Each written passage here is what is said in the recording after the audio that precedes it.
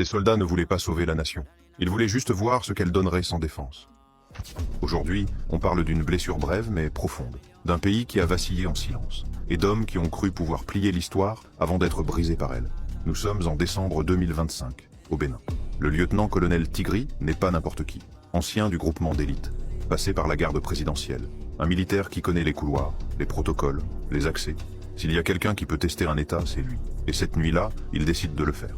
Mais un putsch, ça commence toujours par une porte. Et la première est celle du colonel Bertin Bada, directeur de cabinet militaire du président. Un pilier, un verrou vivant. Les mutins encerclent sa résidence. Ils tirent, ils forcent. Mais Bada s'échappe. Une fuite qui déchire le silence et réveille l'État.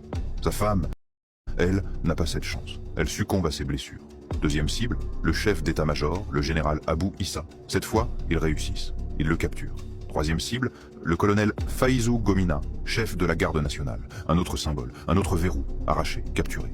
Sur le papier, tout avance. Mais dans la réalité, tout vacille. Parce qu'un putsch, ça ne tient jamais qu'à un souffle. L'étape décisive, la résidence du président Patrice Talon. C'est là qu'il pensait écrire l'histoire. Mais il arrive trop tard. La garde présidentielle était déjà en position, armes prêtes, regard fixé. Puis le silence se brise. Échange de tirs, sec, long. Près de 40 minutes où la nuit ressemble à un champ de bataille miniaturisé. 40 minutes qui montrent aux mutins une vérité simple. Un État ne se renverse pas comme un meuble. Il répond. Alors il se replie. Parce que quand la force ne suffit plus, il reste la mise en scène. Direction, la télévision nationale. Un putsch, même raté, peut encore paraître réussi si on en change l'image. À 6 heures du matin, l'écran s'allume. Et leur message tombe. Constitution suspendue. Institution dissoute. Pouvoir renversé. Un pays entier découvre que quelques silhouettes armées croient pouvoir décider à sa place.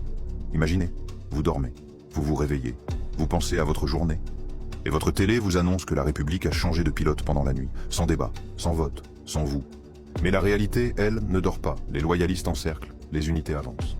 Et au-dessus du pays, un avion militaire nigérian traverse le ciel. Pas pour tirer, pour avertir. En Afrique de l'Ouest, les coups d'État ne sont plus des aventures solitaires. À 11h30, tout est terminé. La SRTB retombe dans les mains de l'État. Les mutins se dispersent comme de l'encre dans l'eau. Certains sont capturés, d'autres tombent. Tigri, lui, fuit.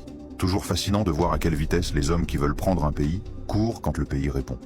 Depuis, il y a deux récits. Celui des mutins, un acte de patriotisme, disent-ils.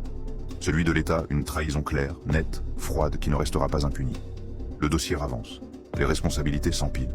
Et l'ombre de cette nuit reste suspendue au-dessus du pays. Alors, que retenir de cette nuit? Qu'un pays peut basculer juste parce qu'un homme confond l'ambition avec la destinée? Qu'une armée peut protéger le peuple ou tester sa fragilité? Ou que parfois, ce n'est pas l'ennemi extérieur qui inquiète le plus, mais celui qui connaît déjà le chemin des couloirs? Moi, je t'ai pas raconté un putsch raté. Je t'ai montré ce que devient un pays quand l'obscurité croit qu'elle peut gouverner.